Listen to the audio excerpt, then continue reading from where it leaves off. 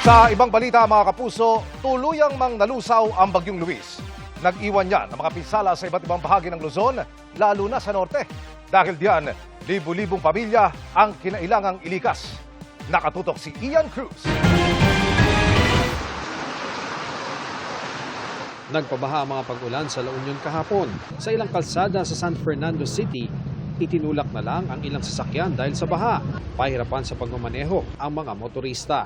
Ni-rescue rin ang mga empleyadong stranded sa isang opisina sa San Fernando City. Binahari ng ilang barangay sa bayan ng Nagilian.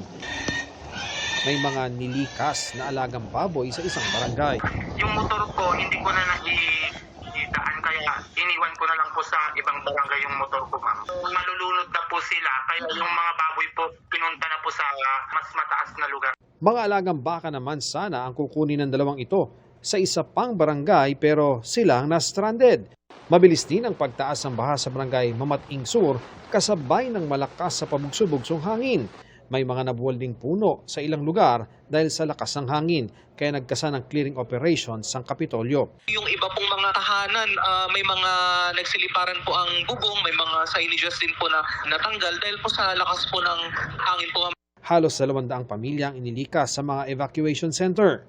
Meron pong 159 families or 484 na individuals ang nananatili po sa mga evacuation center sa bayan ng Nagilian at Bagulin, habang meron naman pong 29 families or 90 na individuals ang nananatili naman po outside evacuation centers. Mostly po nasa mga kamag-anak po nila itong mga ito. 34 na barangay ang nakaranas ng power interruption sa Bawang, Nagilian at San Fernando City.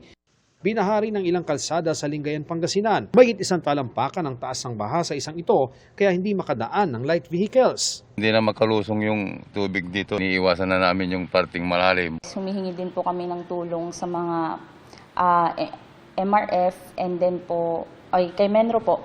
Kay Menro and then sa ating PD para po sa mga equipments po nila na makakatulong sa pagtanggal ng buhangin sa ating Baywalk area po. Sa kasagsagan ng ulan, nabuwal ang isang puno kaya humambalang sa sumulong highway sa Antipolo, Rizal. Nadaganan nito ang isang motorsiklo kaya sugatan ng rider. Tinamaan din ang isang siklista. Agad naman po natin i-dispatch yung mga ambulansya para pumadala sila sa pinakamalapit po na pagamutan.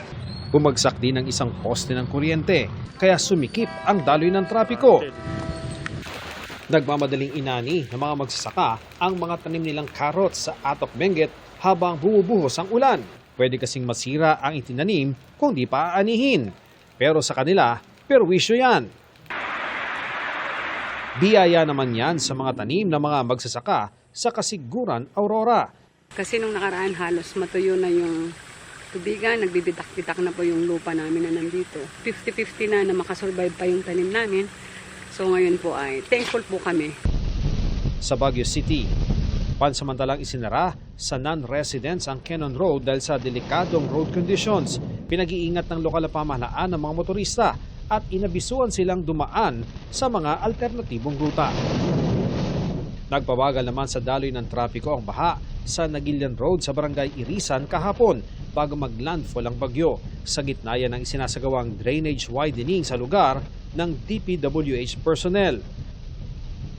Rumaragasa naman ang Dupinga River sa Gabaldon, Nueva Ecija dahil sa magdamag na pag-ulan.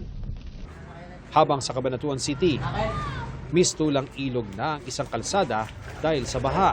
May libreng sakay sa bangka ang barangay. Libre lang po para sa mga kabarangay. Mas malala pa ang baha kahapon na hanggang lieg ng ilang residente. Pagka mayroong malakas na nagagaya po sa misapa, umapoy sapa, saka lang po sa lalalalim. Sa tala ng City Hall, 14 na barangay ang binaha. Halos 2,000 pamilya ang inilikas sa 3 evacuation center. Ian Cruz, nakatutok, 24 oras.